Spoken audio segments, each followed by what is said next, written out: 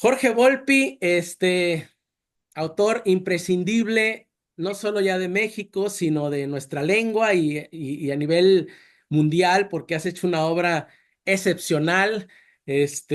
Yo soy tu lector desde que leí En busca de Clinsor y que estuviste en la facultad, estuviste en la Universidad de Colima presentándolo, ¿no? Y que yo, apenas incipiente, escribiendo, etcétera, te hice una pregunta ahí sobre cómo la habías escrito allá en Salamanca y si tenías tiempo o no para pasear, para enamorarte, etcétera, ¿no? Entonces, pues nunca me imaginé que después, bueno, con los años íbamos a seguir aunque de manera intermitente, hablando, conversando, etcétera, pero no como ahora que en realidad he tratado de preparar, de estructurar algo en el cual tú puedas de manera muy relajada hablar un poco sobre tus años formativos, sobre tus lecturas, sobre tus obsesiones, sobre tu pasión por la ciencia, la historia, tu presente, todo esto que ya en muchas ocasiones te han preguntado, pero de manera como, este, dijéramos en Colima, desbalagada, y ahorita es como que quisiera comprimir todo eso, ¿no? En una sola sesión que durará normalmente una hora, hora y cuarto, pues, ¿no? Entonces, pero tú eres libre de hablar lo que tú quieras, por supuesto. Yo Pues quisiera, muchas gracias, Rogelio. A mí me da mucho gusto verte, siempre, nunca sabiendo si estás en Colima o en Nueva Zelanda, pero encontrándonos a lo largo de los años, así que encantado de conversar contigo. muchas gracias, Jorge. Sé que la verdad, hay de mi parte un gran aprecio hacia ti y hacia tu obra. Es Y, igualmente. y la verdad es de que, mira, Jorge, quisiera empezar. Yo sé que para mí una obra clave, no lo pensaba decir en este momento, pero para mí una obra clave en ti, y sí lo diré después, es Examen de mi padre, ¿no? Me parece una obra eh, que rompe incluso muchos mitos de este Jorge eminentemente cerebral, que todo lo tiene totalmente controlado, etcétera, ¿no? Un poco como era tu padre. Pero, eh, pero me gustaría empezar sobre esos años que me parecen realmente fascinantes, ¿no? La personalidad de tu papá, de tu mamá, ¿no? Que también me parece fascinante y que sé que con ella veías estas series detectivescas que hilan también curiosamente toda tu obra, ¿no? Que están ahí, los crímenes, etcétera. Entonces me gustaría que me contaras un poco así, este momento tan importante para ti, estas primeras lecturas, estos primeros, incluso este primer impulso por la ciencia, por la historia que se conversaba en la mesa de tu casa a la hora de la comida, etcétera, ¿no? Háblame de ese momento en la colonia postal. Sí. Bueno, pues me haces recordar justamente mi infancia, recordarla y reinventarla, supongo al mismo tiempo, conforme uno la va contando. Pero bueno, en efecto, como cuento en este libro, que es muy especial para mí, precisamente que lo escribí después de la muerte de mi padre. Ahora el año pasado murió mi madre también, entonces Ah, eso hace que haya pues una doble duelo, ¿no? Ahora el de mi madre bastante más cercano. Eh, bueno, mi padre era médico, pero una generación de esos médicos humanistas en donde a él le interesaba todo. Eso era quizás lo que más me transmitió y lo que para mí en alguna medida me formó más intelectualmente. O sea, aunque él era cirujano y lo que más le gustaba en la vida era operar, eh, al mismo tiempo era un gran lector. Eso hacía que en mi casa, pues sí, tuve la fortuna de que hubiera siempre muchísimos libros. Le gustaba muchísimo la música, tanto la música popular como la música clásica. Mi padre era hijo de italiano, ¿no? Y nieto de italiano, entonces tenía una pasión particular por la ópera, por la lengua italiana que nos transmitió, por la cultura en general italiana, pero europea en general. Y también, eso sí no me tocó verlo, ¿no? Había sido un gran deportista, un gran bailarín, yo ya lo encontré cansado, ¿no? Ya esas partes no me tocaron, pero hablaba de alguien que era en esas épocas juveniles suyas muy vital. ah, Eh, y mi padre entonces siempre trató de transmitirnos esta fascinación por la cultura en general, ajá, que pasaba sobre todo por la literatura, pero no solamente la literatura, también la música, el teatro, la ópera, el arte. Entonces, su manera de educarnos, él era un hombre muy rígido en sus costumbres, muy conservador, católico, votaba el PAN, había estudiado en escuelas católicas y nos hizo estudiar en escuelas católicas, pero su manera realmente de educarnos, él tenía, siempre tuvo dos trabajos, fuimos una familia de clase media, media, mi padre en efecto el primer profesionista de su familia, pero al mismo tiempo es alguien que aunque llegó a escalar a lo más alto de su profesión y fue parte de la Academia Mexicana de Cirugía, él no le importó nunca el dinero, estaba convencido de que la medicina tenía que ser para todos, tenía este lado católico social, Ah, y él nunca quiso tener una consulta privada y trabajó siempre solo en la seguridad social, órale. con dos trabajos de tiempo completo, uno en la mañana y otro en la tarde, y eso hacía que pues en realidad cuando más lo veíamos era la hora de la comida, que eso sí para él era sagrada. Entonces regresaba del hospital, comíamos a las 2 en punto de la tarde, no se podía pasar casi ni un minuto de las 2 porque se ponía frenético, Wow. y a esa hora siempre nos contaba una historia. Y siempre empezaba de la misma manera, siempre empezaba diciendo, hagamos un jirón en el telón que cubre la noche de la historia para contarles lo siguiente, hijos míos, nos decía mi hermano y a mí. Y a partir de ahí, pues nos hacía un resumen de historia en general, de historia de los griegos o de historia de la Revolución Francesa, temas que le interesaban mucho y que se sabía de memoria, o nos contaba alguna de las novelas que más le gustaban. Sus autores favoritos eran Alejandro Dumas y Víctor Hugo, pero en general, digamos, literatura sobre todo francesa, algo de italiana, le gustaban las aventuras, Salgari, le gustaba la ópera y entonces nos resumía óperas. Tenía una grabadora bastante pequeña, pero con una colección de, sobre todo de cassettes, más que de discos, y siempre nos podía fragmentos de obras musicales, nos hacía que las adivináramos, si no Wow. la adivinábamos nos daban un premio, y ese era pues un momento muy feliz. Y al mismo tiempo, la hora de la comida, también lo cuento en el libro, pues era paradójica porque era un momento muy feliz del día, pero también se convertía luego en un momento difícil. Mi padre también tenía un sentido del humor profundamente ácido, una ironía y una capacidad de sarcasmo inaudita. Y todos los días, al mismo tiempo que nos contaba historias, también se burlaba de la comida que hacía mi madre. Mi madre nunca le interesó las labores domésticas, era una mujer que había crecido con bastante libertad, que había estudiado para ser secretaria, trilingüe, hablaba inglés y francés, Órale. y eso era lo que a ella le interesaban sus amigas y jugar tenis y jugar cartas, y lo que menos le interesaba era limpiar la casa y hacer de comer, pero no le quedaba más remedio. Y entonces mi padre, la segunda parte de la comida ya no era divertida porque se terminaban peleando prácticamente todos los días por la comida que mi madre hacía muy a regañadientes y que en efecto no le quedaba muy bien. Entonces, bueno, así fue un poco esa parte de formación durante muchísimos años. Wow. A eso hay que sumar, en mi caso, haber tenido asma infantil, que es otra condición que también yo creo que determinó que me convirtiera en lector tan apasionado. A los 3 años tuve el primer ataque de asma muy grave, lo padecí durante los siguientes años hasta los 15 que remitió. Falté muchísimo a la escuela, estuve muchas veces en cama durante semanas, Wow. a veces o muchas veces encerrado en una especie de tienda de campaña transparente de plástico en la que ponían un humidificador, en donde me ponían medicinas. Falté mucho a la escuela. Entonces yo creo que esa combinación pues terminó haciendo que empezara a fascinarme por todo tipo de ficciones, que es la manera como lo conceptualizo ahora. Ajá. No solamente literatura, sino también, sobre todo, la televisión, que era lo que me acompañó durante muchos de esos años. Y en efecto, mientras mi padre nos hablaba de libros y quería que leyéramos autores que a él le gustaban y nosotros no le hacíamos ningún caso, por el otro a mi madre lo que le gustaban era, en efecto, los programas de televisión policíacos o de terror. Y eso es lo que veía yo con ella y también terminó siendo una formación clave en mi Claro, vida, ¿no? sí. Esas ficciones policíacas o esas ficciones que tenían que ver con el terror.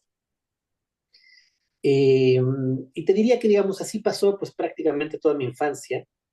Y un disparador importante ocurrió cuando tenía 12 años, en donde después de ser un poco eso, un observador un tanto pasivo de la televisión, del cine, que íbamos muchísimo, eso sí, era la gran pasión de mis papás, iban prácticamente todos los días, por las tardes, ya cuando mi padre se Wow. jubila. Eh, por cierto, como anécdota, mi padre era tan obsesivo que él eh, comía, luego dormía una siesta de 40 minutos exactos, y luego de eso se lavaba los dientes, si se iban al cine. No importaba qué película y no importaba la hora que empezara. Ellos llegaban, se entraban al cine, iban siempre a la misma sala de cine que no estaba lejos de mi casa, veían lo que había y si la película estaba a la mitad, veían primero el final y luego veían el principio. Entonces, bueno, tenían estas costumbres un poco peculiares. Pero bueno, a los 12 pasaron dos cosas. Por un lado, empecé a ver en televisión la serie Cosmos de Carl Sagan y fue un deslumbramiento. Le pedí a mi papá que regresáramos, pasaba a las 8 de la noche, si no mal recuerdo, en Canal 5 y veíamos entonces juntos Cosmos, que me descubrió, como decía el propio Carl Sagan, el mundo de lo más grande y de lo más pequeño, de las Sí, partículas subatómicas, del universo, de las galaxias, de los agujeros negros, de la sí. vida, etcétera. Y eso fue lo que me convirtió realmente en lector en primera instancia porque más allá de todas las recomendaciones de mi padre, yo no le hacía mucho caso, medio leía los libros, no me interesaban demasiado, los Los abandonaba. Miserables, yo creo que no lo has leído todavía, ¿no? No, exactamente, Los Miserables todavía no lo he leído. Sí, esas obras que quedaron ahí pendientes por no hacerle caso. Pero bueno, le dije a mi padre que si me compraba el libro de Cosmos, y después de eso leí todos los libros de Carl Sagan que estaban publicados en español, y luego muchos libros de divulgación científica que le iba pidiendo. Y del otro lado, para contrarrestar el lado de mi madre y de los programas de televisión que le gustaban, también pregunté qué podía leer que se pareciera a esos programas de televisión, que se pareciera a Columbo, que se pareciera a Kojak, o que se pareciera a Cannon, que eran estos detectives, o a La Dimensión Desconocida, o a Galería Nocturna. Y lo que me recomendó, yo creo que fue mi padre, aunque aquí para parecerme a mi madre, fueron los cuentos de Edgar Allan Poe. Ya. Y eso fue lo primero de literatura que leí por gusto a los 12. Ahí sí, por voluntad propia, me engancharon y me encantaron. Al final terminé con los años incluso haciendo una edición de los cuentos completos de Edgar Allan Poe, una especie de homenaje a esa primera lectura. Wow. Y yo creo que con esas dos cosas fue con las que terminé, pues, convirtiéndome en adicto a las ficciones literarias audiovisuales. Oye, Jorge, creo que fue como, no sé si fue en esa edad o más adelante que descubriste estos libros de anatomía, ¿no? Que te fascinaron también y la enciclopedia que cuentas que leíste volumen a volumen, pues, ¿no? No sé si Sí, fue por eso esas mismas fechas en las que, a partir de los 12 yo ya no podía dejar de leer en ningún momento, que eso les ha pasado a muchos escritores, no sé si a ti, pero claro, digamos, a partir de los 12 que empecé a leer por gusto, ya no podía dejar pasar un solo minuto libre sin estar leyendo algo. ajá, Eh, una de las cosas que me encantaron desde esa época fueron las enciclopedias. Teníamos una enciclopedia que se llamaba Monitor de Salvat y recuerdo leerlo en orden, como también Borges cuenta que leía la enciclopedia británica. Bueno, aquí no era para nada la enciclopedia británica, pero sí la Monitor y irme aprendiendo y descubriendo los artículos, ¿no? En claro, orden, libros de geografía, empecé a dibujar mapas, que me encantaba también en esa época, yo dibujaba y pintaba bastante, y los mapas también me iban llevando hacia esos territorios imaginarios. claro. Así que pues sí, por ahí fue el desarrollo. Los mapas a su vez me llevaron hacia la historia y cuando entré ya a la secundaria empecé a tener muy buenos profesores de historia, con lo cual además de mi interés por la ciencia, también empecé a tener un gran interés por la historia. Ya en la secundaria me interesó tanto, en esta escuela católica en la que iba, donde tenía un muy buen maestro de historia de la Edad Media, por supuesto, al que le llamábamos Motita. eh, Empecé a leer mucho de Edad Media por mi gusto, ¿no? Por mi cuenta. Sobre todo historia, eso, medieval, del Imperio Bizantino, ¿no? Del cristianismo medieval. Ah, Y ahí entonces empecé a dudar entre si dedicarme, ya cuando me preguntaban qué quería ser de mayor, no sabía si responder científico o historiador. Y siempre estuvieron ahí un poco esas dos cosas todo el tiempo ahí acompañando. pero también estuvo la música, ¿no, Jorge? Que ha sido como una pasión, muy, tú mismo lo has dicho, que ha sido como como Ishiguro decía, que es como su primer pasión y luego se le dio lo de ¿es así? ¿Es así? ¿O fue o fue nada más una órbita en la que tú estuviste en ese momento? No, ahí digamos otra vez, ahí voy a ir a otra parte, así como de alguna manera no terminé siendo ni científico ni historiador, lo que sí lamento no ser es músico. Ah, Y la música es mi mayor pasión, mayor que la literatura, ¿no? Mayor que el audiovisual, si algo me apasiona es la música. Y ahí pues sí, fue otro de esos errores míos o cosas que pasan en la infancia. Mis papás, además de todo esto, me metían a clases de muchas cosas. Y yo, digamos, primero tuve clases de música generales y luego durante 2 años tuve clases de guitarra clásica ah, y las odiaba. Porque yo, digamos, eso sí te digo, como me pasaba también con los libros que me recomendaba mi papá, todo lo que sentía que era obligatorio, lo detestaba. claro, O sea, cuando empecé a leer por gusto, me gustó, pero estas clases de música que eran obligatorias me puestas. parecían abominables. Ah, Entonces terminé abandonándola y ya casi no me acuerdo de nada de esa época, excepto de las notas, y, en fin. claro. Eh, y aunque mi padre ponía música clásica y ópera y estas cosas, aunque también era un apasionado de Agustín Lara y de música mexicana, la música me volvió a interesar también en la secundaria, en esta misma época que estoy contando, al mismo tiempo que leía libros de historia, etcétera. Porque en la secundaria, y esto va a ser recurrente también a lo largo de mi vida, encontré a un amigo que era un apasionado de la música clásica. Él, su padre, era ingeniero y era del consejo de la Orquesta de Minería en México. Mi amigo quería ser compositor, al final terminó siendo ingeniero igual que su padre, pero sigue siendo un gran melómano, le interesa mucho la música. Y en esas épocas, pues éramos dos bichos rarísimos. O sea, en la Claro. secundaria nos la pasábamos hablando de música clásica los dos, ¿no? Wow. Y él me enseñó muchísimas cosas, él sabía mucho más que yo. Y se convirtió en mi gran pasión gracias a él, gracias a Leopoldo, este amigo de la secundaria. Ya nunca más me convertí en músico, pero sí estuve ya a partir de, pues desde mi primer trabajo, que fue en una escuela de música, siempre muy cerca de la música.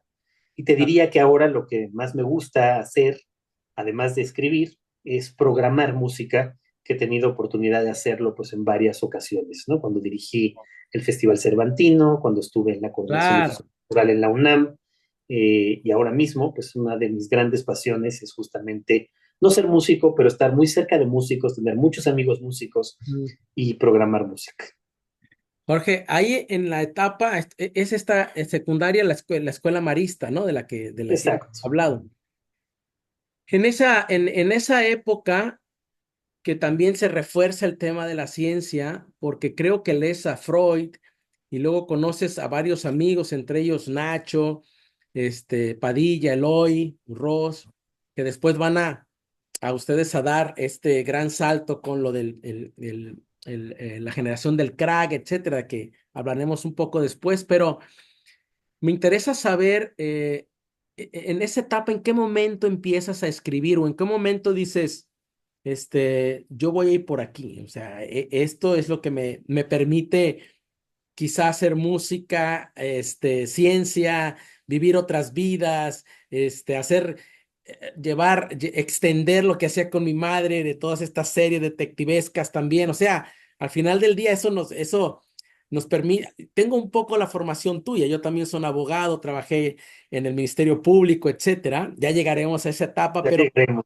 en qué momento empiezas, Jorge, tú a como a ya decir, yo le voy a dar por este lado, por la escritura, por ser escritor, y si eso no fue algo que a tu padre no le gustara tanto, siendo que me da la impresión, no lo sé, pero me parece, y ya llegaremos también con más ahínco a Examen de mi padre, me parece un libro profundamente amoroso hacia él, pese a que tú lo describes con toda objetividad, pero yo le quito un poco porque muchas cosas de las que hablas de él, yo las reconozco en mí cuando tienes el trastorno obsesivo compulsivo, pues, ¿no? Ujú, Cuando hablas sí, de que se levantaba, no recuerdo muy bien, a las 6 y a las 6:15 se bañaba y a las 6:30 desayunaba y a las 6:35 daba 4 pasos para eso.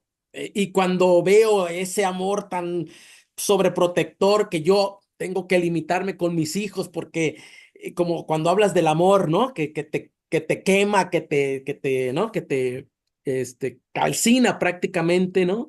Y que obviamente desde el otro lado dices, espérame, espérame, me estás haciendo pedazos con tanto, ¿no? ¿Cómo se da eso? No encuentras, porque sé que tu hermano fue más rebelde, pues, ¿no? Él como que mandó todo al carajo y tú fuiste como más prudente, ¿no? Pero ¿en qué momento sí. se dio eso, Jorge? Bueno, digamos, si te sigo contando un poco cronológicamente, te diría que justo a los 12 que descubrí todo lo que me interesaba, este, la, la lectura, y empecé a leer esta parte de divulgación científica y a leer a Edgar Allan Poe y luego a leer de literatura e historia de la Edad Media. Eh, Mi primer intento, muy inconsciente yo creo todavía, fue de querer escribir una novela policíaca, más o menos a los 12, que debo de haber escrito unas cuantas páginas y ya Órale. nunca más. Pero luego a los 13, que esto habla pues ya de lo extraño que era yo en esta escuela marista, digo, y de lo nerd y de lo, ¿no? Y de lo asocial que tenía también, ¿no? Eh, Empecé a querer planear que iba a dedicar mi vida, yo decía, a escribir una gran enciclopedia de la Edad Media. Y entonces, a partir de los 13 empecé a planearla, y a los 13 me puse a escribir por primera vez, ahora sí, con conciencia de que quería escribir algo serio, A los el 13. proyecto de esa enciclopedia de la Edad Media, Wow, y recuerdo a los 13 haber escrito el prólogo. wow. Y ahora yo creo que ese prólogo fue mi primer texto de ficción, o sea, un texto de un niño, de un adolescente de 13 años, para una enciclopedia de la Edad Media, pues es absurdo, ridículo, grandilocuente, y por lo tanto, pues por supuesto nunca iba a ser un texto serio, pero en alguna medida ya era, yo creo, un texto de ficción. Y descubrí que me gustaba escribir, simplemente, ¿no? Haciendo eso. Ajá. Siguiente paso en lo que me cuentas, que tiene que ver más ahora con la parte de la rebeldía con mi padre, que me preguntas. Esa ocurre a los 15. A los 15 me pasan, digamos, cosas que van a ser muy significativas en mi vida. La primera es que remite el asma, ¿no? O sea, por primera vez, un periodo muy largo y que ha durado realmente hasta el día de hoy, en el que ataques de asma como tales ya no volví a tener, ¿no? He vuelto a tener ataques de alergia porque uno queda siempre un poco débil de las vías respiratorias y Ah, entonces todo me enferma mucho, pero ataque de asma como tal desde los 15 no. Y esa fue una primera como cosa física que me hizo sentir una más fuerte liberación, ¿no? y Una más liberación. independiente por primera vez. Lo segundo fue el momento en el que perdí la fe, ¿no?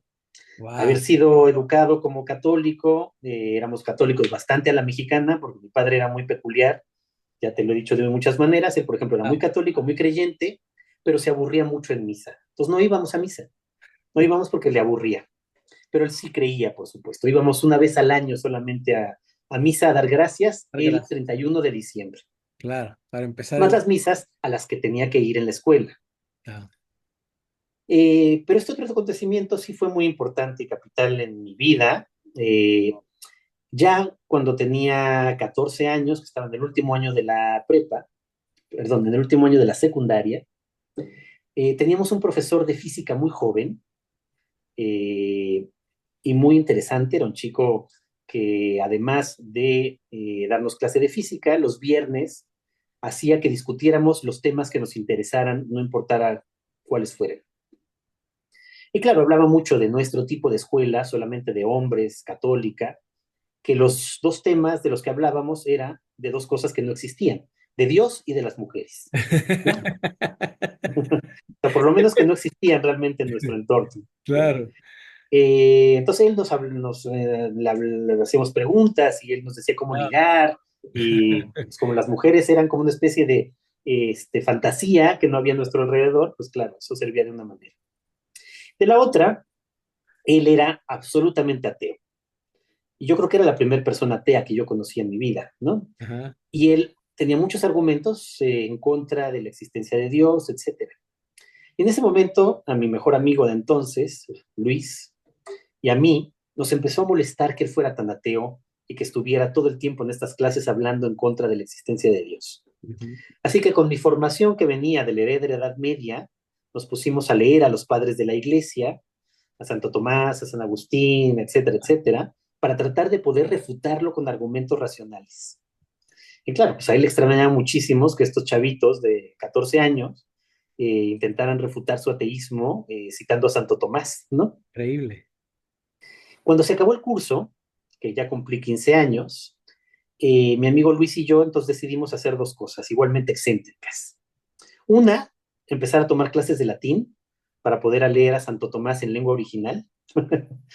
Y por la otra, leer libros de autores que fueran, como nuestro profesor, anticristianos o ateos, para poder seguirnos peleando, ¿no? Y Claro. discutiendo.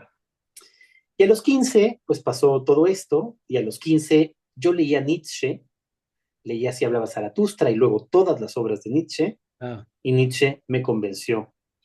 Estuvo wow. una crisis de fe que también fue importante y fue una rebeldía para mí, claro, una rebeldía intelectual solamente, una rebeldía emocional para con mi padre. Y desde entonces hasta el día de hoy sigo siendo ateo. Sí, leí que mencionabas que ateo y agnóstico, pero en examen de mi padre lo dices, ¿no?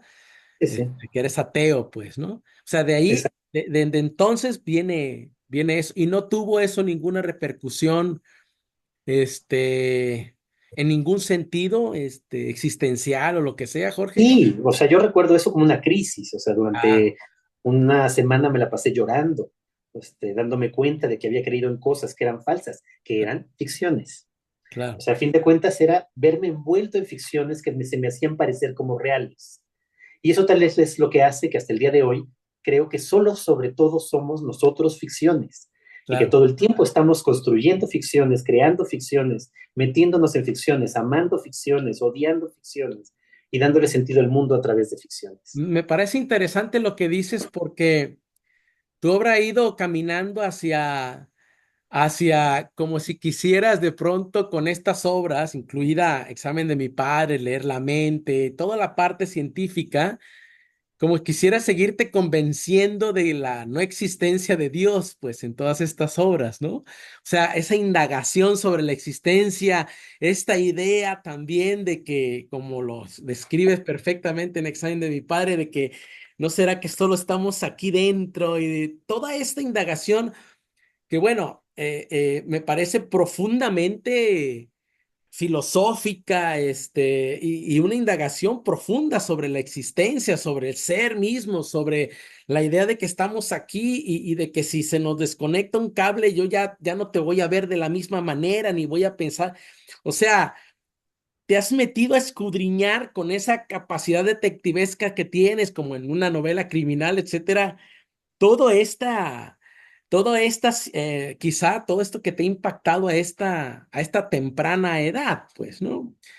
Me parece interesante también ver cómo en esta escuela conoces a un grupo de amigos, ¿no? Que van a ser después, pues muy, muy, muy cercanos, ¿no? Lamentablemente pasó lo que el deceso de Nacho Padilla, etcétera, pero hay una cercanía muy grande y creo que hacen un concurso en donde yo me imagino que ya empiezas tú a escribir más, que creo que tú ganas el segundo y él gana el primer lugar, ¿no? Y que en esa misma escuela estuvo Fuentes, que lo ganó 9 veces, ¿no? Y que estaba también Salvador. Cuéntame un poco ya cómo se empezó a dar ya estas como afinidades, ¿no? Literarias, intelectuales, etcétera. Y bueno, pues efectivamente, si seguimos casi cronológicamente, termina la secundaria, cumplo 15 años, remite el asma, me vuelvo ateo, ya para entonces estoy empezando a escribir cosas como de historia, cosas de, ya me interesa para entonces obsesivamente la música, La ciencia, eh, y la ciencia que se van mezclando y sigo viendo puras películas detectivescas que me siguen fascinando, entonces todo eso se mezcla cuando en el segundo año de la preparatoria conozco a Eloy Urroz, ¿no? ah, Que por cierto ahora me estaba marcando, así que esta es una buena coincidencia. Y claro, Eloy para mí era ya un personaje raro en la escuela. Antes de conocerlo, ¿ah, sí? en el primer año de la escuela, se hablaba de un chico bastante excéntrico que no salía en los descansos del salón de clase porque se la pasaba leyendo enormes novelas decimonónicas. Wow.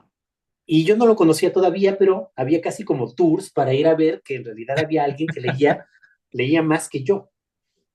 Órale. Pero en el siguiente año, pues nos tocó por casualidad en el mismo salón de clase, pues fue muy rápido que pudimos hacernos amigos. Éramos los únicos que leíamos muchísimo, obsesivamente, a todas horas, todo el día, pero Claro, cosas muy distintas. Yo leía pues todo lo que hemos hablado, ¿no? Un poco claro. de ciencia, un poco de historia, un poco de filosofía ya para entonces, con lo de Nietzsche, Sí. más la música. Y en cambio él era sobre todo poeta. Él quería ser poeta. Desde muy joven se había hecho fanático Eloy de los Beatles. Y Wow. queriendo imitar a los Beatles empezó a tomar clases de guitarra y de tomar clases de guitarra empezó a escribir las letras de sus canciones. Y luego tuvo un buen maestro que le dijo, mira, las letras de tus canciones no están tan mal, ponte a leer esto de poesía para que mejoren. Ey. Y a partir de ahí se convirtió en poeta. Cuando yo lo conocí, él hoy es un año mayor que yo, así que yo tenía 15, él tenía 16, él acababa de terminar su primer libro de poemas. Y estaba Wow. tratando de convencer a los 16 a su padre, que era ingeniero y que lo que menos quería en el mundo era tener un hijo Bueno. poeta, que le pagara una edición de autor con sus poemas, ¿no? Y ahí, pues siendo amigos, él fue el que me dijo, hay un concurso de cuento en la escuela, es famoso porque en esta escuela estudiaron Carlos Fuentes, José Emilio Pacheco, Salvador Elizondo, Jorge Ibargüengoitia, García y Ponce, Carlos, creo. exactamente, Juan García Eh, Ponce, un montón de escritores, y luego Sí, más jóvenes, Gonzalo Celorio, Hernán Lara Zavala, en fin, muchos habían sí. estudiado. Y me dijo que por qué no entrábamos y escribíamos nuestro primer cuento. Él solo escribía poesía.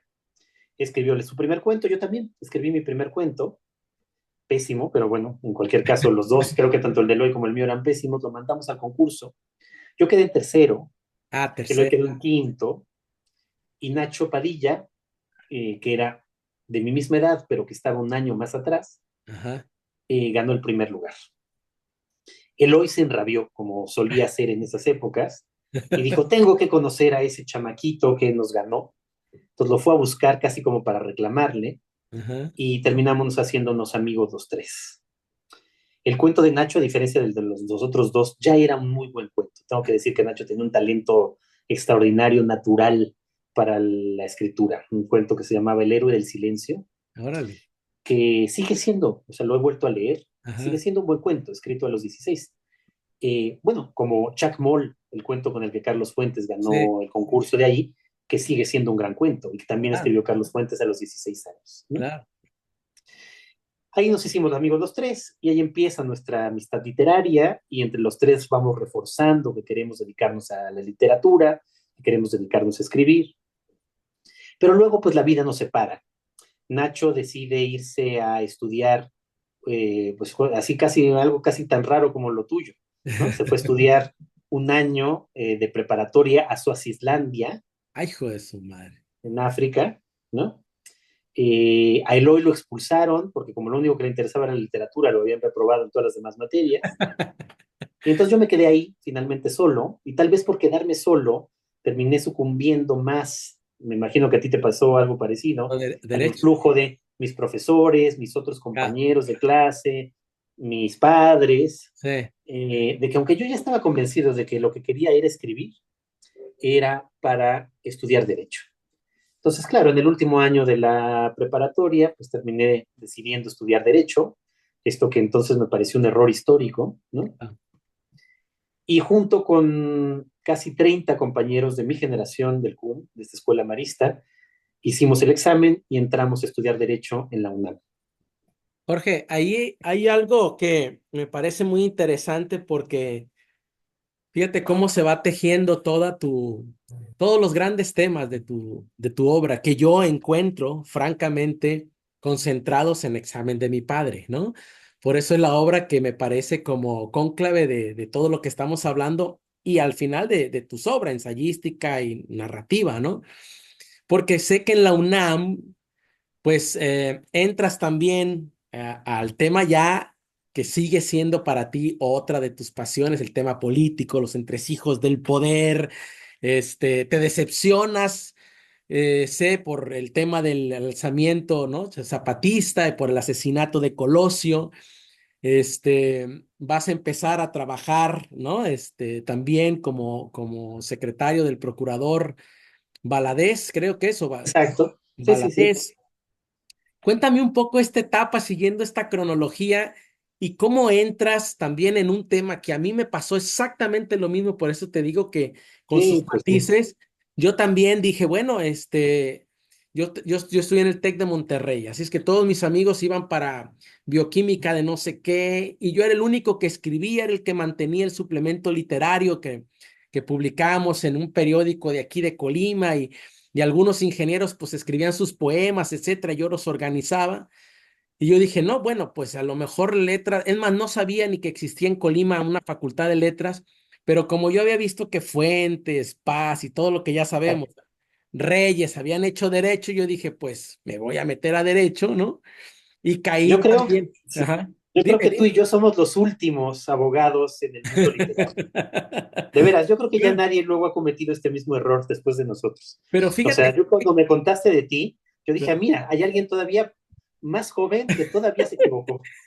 y fíjate, Jorge, que a mí me pasó una cosa bien interesante, porque yo también creo que somos de los pocos escritores que realmente estuvimos, o sea, no solamente fuimos escritores y abogados, ¿no? Sino que ejercimos de alguna manera en entonces Procuraduría, porque ahora son fiscalías, y Sí. estuvimos muy cercanos a ver todas las injusticias, la corrupción, todo esto que pues al final del día están en tus novelas, están en mis novelas policíacas, etcétera, y con una formación desde adentro, porque yo les digo, a ver, no solo es fácil ser escritor, sino aparte ser escritor y abogado, pero está bien, pero sino aparte ser escritor, abogado y trabajar en la institución que persigue los delitos, etcétera, etcétera, como fue tu caso, pues porque sé que fue una gran experiencia en ese sentido para ti, ¿no?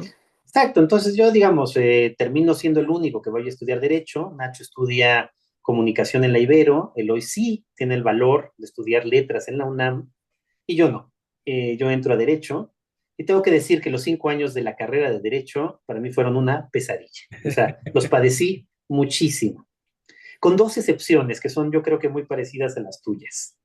Las únicas materias que disfruté enormemente por dos razones, porque la materia misma es lo más cercano a lo que ya me interesaba, y en segundo lugar por tener muy buenos profesores, fue Derecho Romano y Derecho Penal. Claro, por Y supuesto. claro, el Derecho Romano a fin de cuentas me enlazaba con la historia, ¿no? Sí. Y entonces, además tuve un maestro extraordinario, Guillermo Florís Margadán, que Ajá. era una eminencia y no solo hablaba de derecho romano, en sus clases hablaba de cualquier tema posible. A veces llegaba un día y decidía hablar efectivamente de la usucapión, pero luego llegaba al día siguiente y decidía hablar de Thomas Mann. Así Claro. que era ya una maravilla, Muy culto, ¿no? muy culto. Muy culto.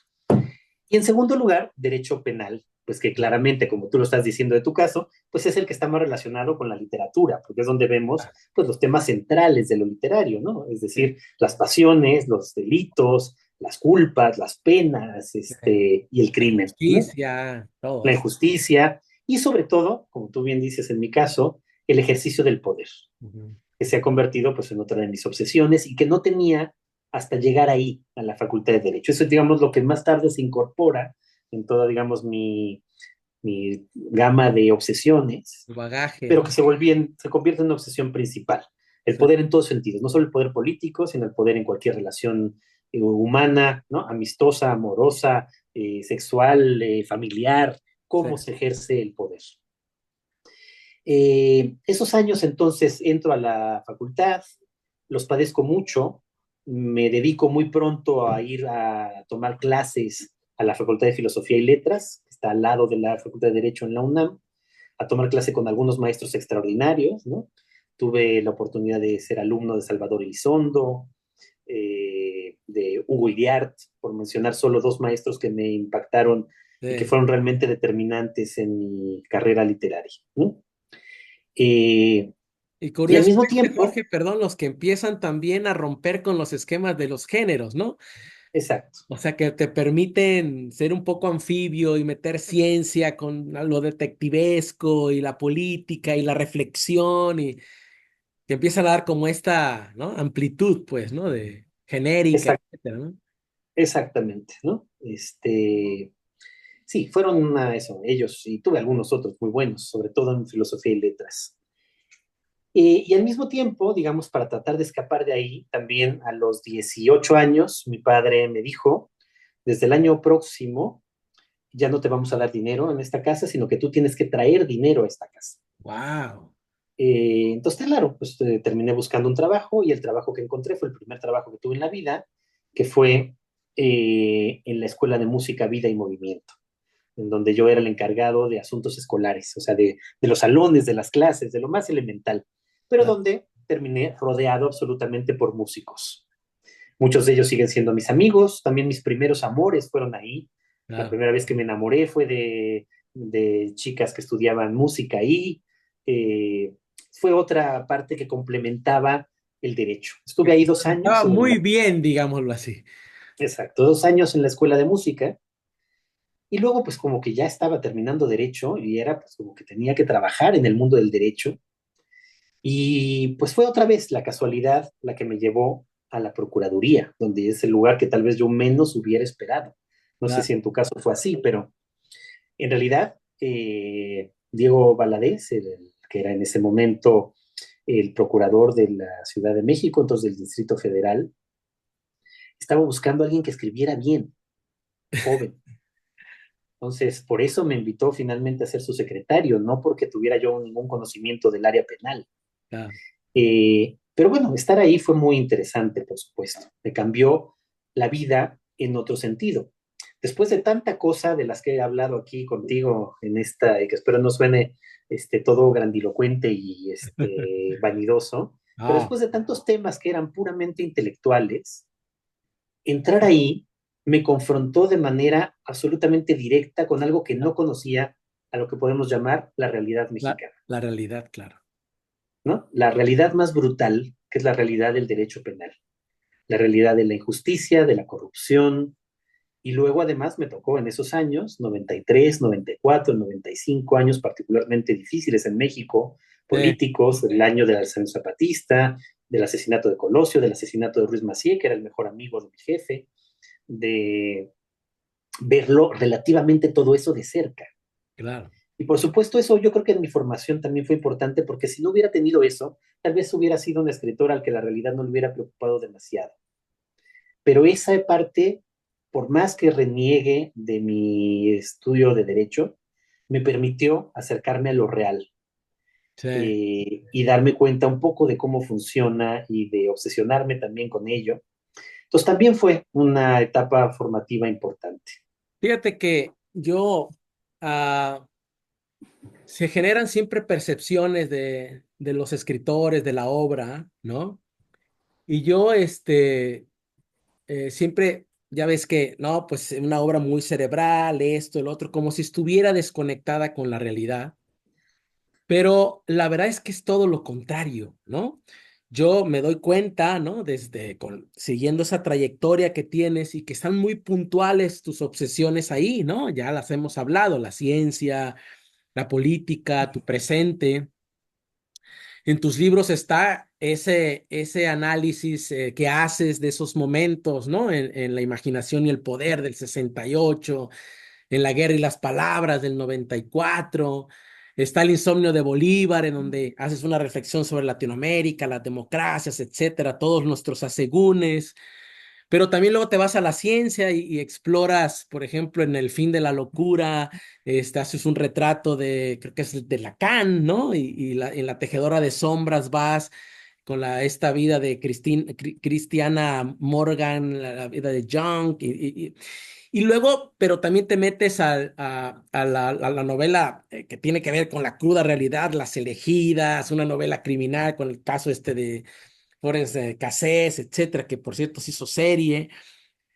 Es decir, la política, pero a mí quisiera decirlo de esta forma, todas estas obsesiones e incluso este, esta reflexión que vas haciendo en ciertas partes de este libro que me parece, como te decía, El Cónclave, que es Examen de mi padre, un libro entrañable sobre ti mismo, sobre tu padre, sobre a lo que le dedicas mucho, sobre la ciencia, ¿no? Cuando analizas todos estos, de cada uno de los órganos en los que vas armando el libro, sobre la vida política, ¿no? De México, las atrocidades que hemos visto en México, y también algo que me parece muy interesante, que es esto sobre el tema de la existencia, ¿no? De pronto la muerte, a mí me gustaría que me dijeras, si así lo quieres, Jorge, me pareció un contraste bien fuerte, aunque no tanto porque yo también tengo un rollo de una obsesión con el tema de la muerte, etcétera, pero me pareció un contraste interesante ver cómo tu papá, ¿no? Y de ahí quisiera pasar a ti porque reflexionas sobre eso, cómo tu papá médico, obsesivamente, ¿cómo te diré? Comprometido con eso. Hay una foto incluso donde está él, creo que agarrando el tórax de un cadáver joven, ¿no? Eh, y luego hablas de que él llega un momento en el que tiene una depresión clínica y bueno, se empieza eso que mencionas, que empieza a reducir sus espacios, ¿no? Primero iban con los tíos a satélite y luego más cerca hasta el Sambors y luego ya la casa y luego ya su cuarto. Y era que un rollo de temor a la muerte, era un asunto de qué. Y luego, de pronto en el fondo alcanzo a ver una reflexión en ti mismo sobre eso. ¿Qué hay de vasos comunicantes en eso? ¿Qué puedes decir sobre eso, Jorge? Y pues ese es el análisis justo por eso de examen de mi padre, y es quizá la parte más dura para mí, más dolorosa. Contaba cómo mi padre pues había tenido tantas aficiones y había sido tan bueno en tantas cosas, incluido, te digo, lo que yo no vi, ¿no? La gente de joven que lo conocía como gran bailarín, Sí, ganó sí, sí. competencias nacionales de 400 metros en vallas, Wow. eh, estuvo a punto de ir a los Panamericanos jugando básquetbol. O sea, tenía, digamos, muchas habilidades, además de su pasión por el arte, la literatura, la música, la ciencia. Sí, sí, Y sí, sin sí. embargo, algo en su carácter siempre le hizo profundamente difícil ser feliz. Órale. Tenía, por supuesto, yo creo esto, no tengo duda, trastorno obsesivo compulsivo, que espero que el tuyo sea menor.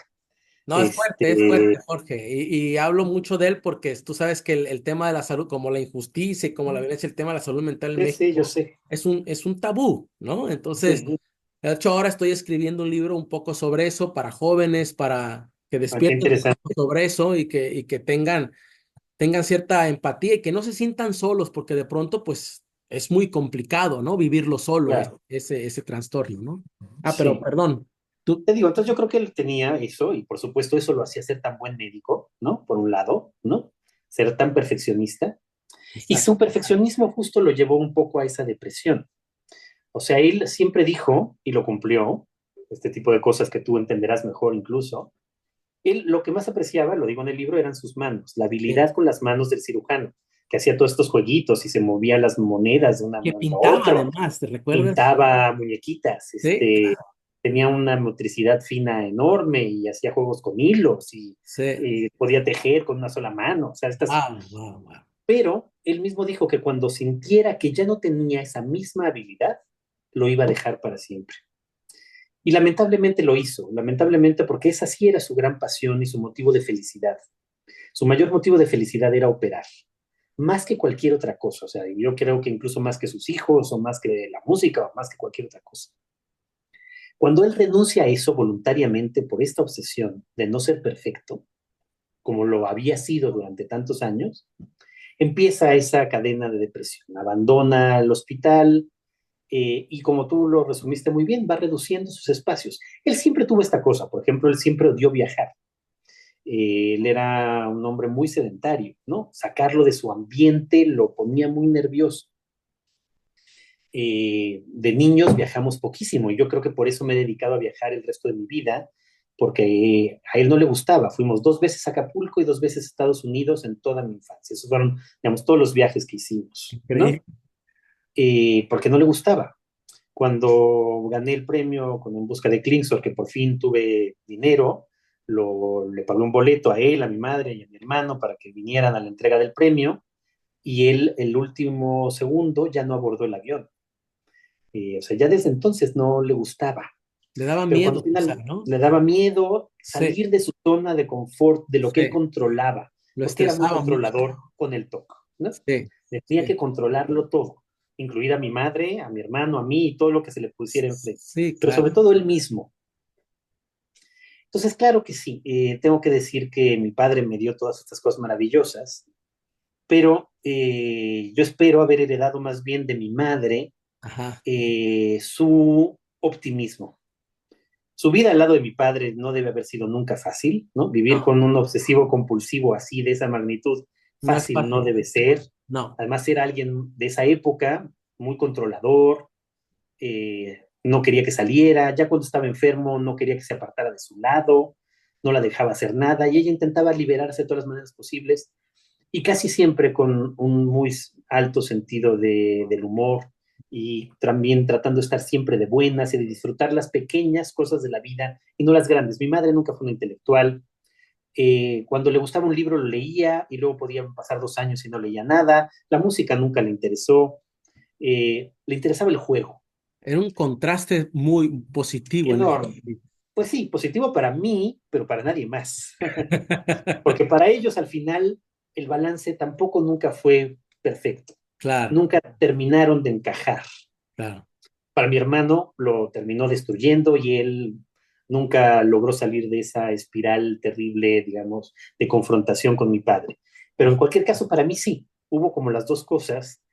Y aunque yo he tenido algunos momentos, no muchos, de estar deprimido en mi vida, sobre todo creo que he heredado más el temperamento Positivo, positivo optimista de tu mamá. de mi madre, de aprovechar la vida al máximo. Jorge, fíjate que ahorita que hablas de eso y que bueno, que has hablado sobre tu padre como cirujano, ¿no te ves tú también de alguna forma como un cirujano en la literatura que has abierto todos los ámbitos posibles en la política, también un poco obsesivamente en la ciencia, ¿no? Porque las descripciones que hay en Examen de mi padre, amigo, la verdad es que son, las de un erudito de la ciencia, el más actualizado posible, porque tienes que estar sumamente actualizado en la política de nuestro país.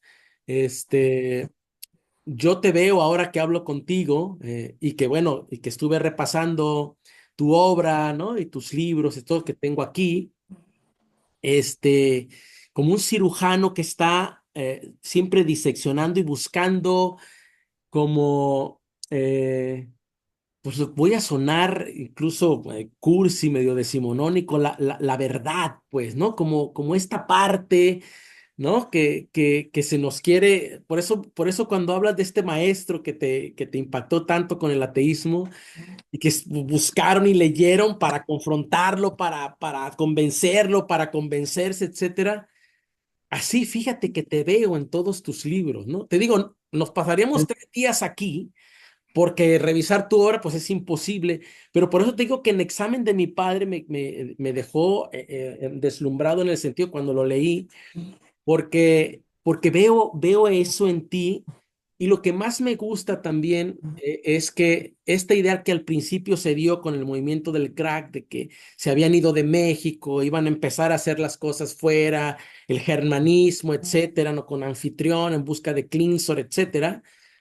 Pero no, tú has estado reflexionando sobre México, has estado pensando las problemáticas de México y algo que creo que está también en el fondo de tu obra siempre muy bullente es el tema de la injusticia en México, el tema de la corrupción, el tema que incluso está eso en examen de mi padre, desde los momentos en que tu padre te arropaba tanto que hasta te podía asfixiar hasta cuando hablas de mamá Rosa, ¿no? De esta mujer que fue validada por grandes intelectuales, pero que tú llegas y dices, a ver, espérame, cabrón.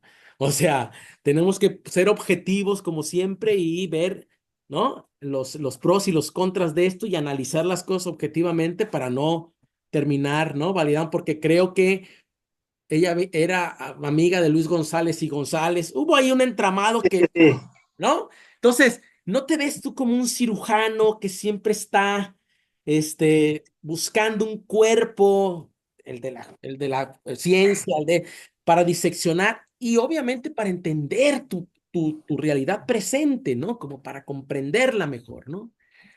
pues te agradezco mucho la observación, Rogelio, y de veras me parece fantástica esta conversación, ¿no? O sea, yo hacía muchísimo que no tenía una conversación tan profunda y tan sólida, además con un escritor y un escritor que admiro como tú, que me hace ver cosas y con tu lectura que es de veras tan lúcida.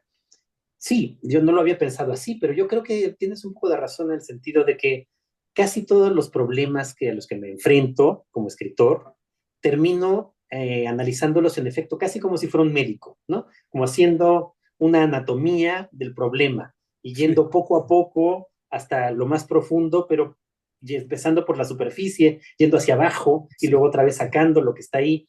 Y me haces hacerme dar cuenta de que quizás no estoy tan lejos de mi padre como yo pensaba, porque eso sí. sí, lo único que te puedo decir que nunca me interesó fue ser médico, ¿no? Es decir, Sé, Jorge, perdón que te interrumpa, pero ahorita me vino eso. Sé que se les iba mucho el agua. Y sé que se los iban a bañar al hospital, lo cual me esa, parece a mí eso, que obviamente eso te vacunó contra toda relación con hospitales, clínicas, ese olor que hay ahí tan característico, ¿no? sí, sí. Y el dolor y los gritos y la sangre y el Sí, sí, sufrimiento, todo lo que pasa en el hospital, eso yo nunca lo soporté mucho. sí. Pero me hace sí sentir que tengo una cierta relación de trabajo como la que mi padre tal vez tenía con los cuerpos y yo con pues lo que me enfrento. En tu Que si lo realidad. resumiera todavía más, todas estas Sí, obsesiones, creo que todas tienen que ver justamente con la relación entre verdad y ficción y cómo las relaciones entre verdad y ficción siempre son relaciones de poder. ujú, O sea, si tuviera que resumir todo lo que me interesa de una manera u otra, pues yo creo que está un poco ahí. sí, Y en efecto, digamos, yo creo que no hay nada más abominable que un escritor que empieza a hablar de que hay periodos en su escritura, pero de lo que sí, y no lo voy a hacer, pero de lo que sí te diría para seguir con lo cronológico es, con el crack intentamos alejarnos de México, ¿no? Como tema, ciertamente, para tratar de decir que un escritor mexicano podría escribir sobre cualquier tema posible con la misma legitimidad de cualquier escritor. Eso era claro. el centro del crack. Pero luego, digamos, de esa etapa, lo autobiográfico marca profundamente. Y terminé regresando a México después de 8 años fuera, justo en el 2006, cuando Calderón lanza la guerra contra el narco. Y por supuesto ahí el México que yo había vivido, más el México imaginario de esos 8 años, se destruyó por completo. Un México que estaba lleno de violencias soterradas, Sí, pero no tan visibles, del autoritarismo priista, de la falta de democracia, de la falta de libertad de expresión, pero todo soterrado, ¿no? Todo era como que parecía que estábamos en una democracia, aunque fuera una democracia imaginaria o ficticia, ¿no? Muy En oprimido donde estaba el país, ¿no? todo oprimido, pero todo por abajo. Sí, A partir del 2006 verdad. todo explota, ¿no? Ese acto, digamos, de lanzar al ejército junto con la policía en contra de los narcos, sin ninguna preparación previa, sin ninguna estrategia, sin nada, Claro. provoca el México que vivimos hasta el día de hoy, que es este México terrible que, no lo digo una y otra vez en mis columnas, es esencialmente un cementerio, Sí. ¿no? 430,000 muertos en estos años, 150,000 desaparecidos, desplazados internos, etcétera, etcétera. Entonces, claro, al volver a México y empezar a ver esto, no puedo no hablar de México. Y entonces ahí es donde hay un cambio y donde termino escribiendo libros que tratan sobre todo de la realidad mexicana, ¿no? Sí. Las elegidas, Examen de mi padre mismo con la muerte de mi padre, ¿no? Una novela criminal y la última novela que he publicado, Es de guerra. Partes de Guerra. Sí, cómo no, buenísima también. Gracias. Y bueno, solo te diría que casi, bueno, dándose esta vuelta, ahora llevo estos 4 años escribiendo el ensayo más largo y el libro más largo que he escrito en mi vida, que se publica ahora en octubre, que reúne todas mis obsesiones a las que nos hemos estado refiriendo aquí en esta charla tan interesante contigo, Rogelio, este, que es una historia de la ficción. Una Wow. historia de la ficción desde el Big Bang hasta nuestros días, de todo tipo de ficciones, ficciones literarias, artísticas, políticas, familiares, musicales, que Wow. es a lo que me he dedicado, digamos, ahora a tratar de condensar en estos años. Y que pues creo que ese es el siguiente, pues ahora sí como un poco resumen de todo lo que he pensado, he aprendido y de lo que me he equivocado también a lo largo de estos años. Fíjate que me lo comentaste esta vez pasada que nos vimos en la FIL sobre este libro, que estabas como terminándolo, etcétera. Y bueno, vuelvo a lo mismo, ¿no?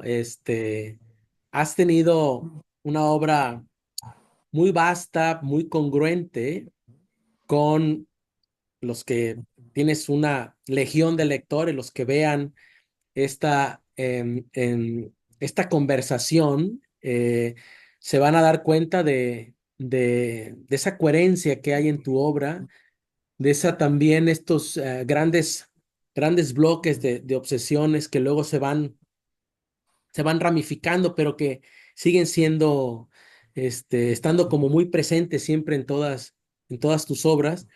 Y eso a mí me parece que la hace una obra fundamental, imprescindible. Además que eres un gran prosista, Pero te agradezco un todos estos. intelectual de primera, de verdad, Jorge. Yo te agradezco muchísimo que hayas aceptado esta conversación. Sé que eres una persona muy amable, pero también sé que estás muy ocupado y dije, bueno, a ver si tiene tiempo, si no anda entre viajes, etcétera. Y bueno, no te quisiera quitar más tiempo, nada más. Ya me dijiste, lo que vas a, lo que vas a publicar ahora en octubre, una obra pues monumental, porque yo creo que va a cerrar, ¿no? Toda tu poética, ¿no? Como escritor, pero ¿qué se está cocinando? ¿Qué viene nuevo? ¿En qué estás trabajando o estás descansando ahora o qué estás leyendo? Cuéntame un poco Sí, sobre pues sobre esta todo, pluma. como te digo, estos 4 años han sido años de leer y releer Ajá. para este libro, ¿no? Entonces ha sido no solamente un proyecto de escritura, sino un proyecto de lectura que Sí, me ha tenido por completo, cronológicamente, revisando los temas que más me interesan y las ficciones que más me interesan, en fin. Entonces, pues han sido 4 años muy organizaditos de lecturas y no de cosas de novedades que he leído muy poco a lo largo de estos últimos años, ¿no? oye, Jorge, Eh, perdón. sí, libro todavía Hoy entregué una última corrección en los agradecimientos, o sea, incluir un agradecimiento que me había faltado y de alguna manera, pues el proceso termina, te diría, prácticamente hoy o mañana, antes Claro. de que se vaya a imprenta. Entonces, esto es lo que he hecho durante todo este tiempo y eso hace también que por ahora no estoy pensando en nada más, Nada. ¿no? Claro. Es decir, es imposible no darle vueltas a temas, a cosas, pero no Claro. tengo nada claro.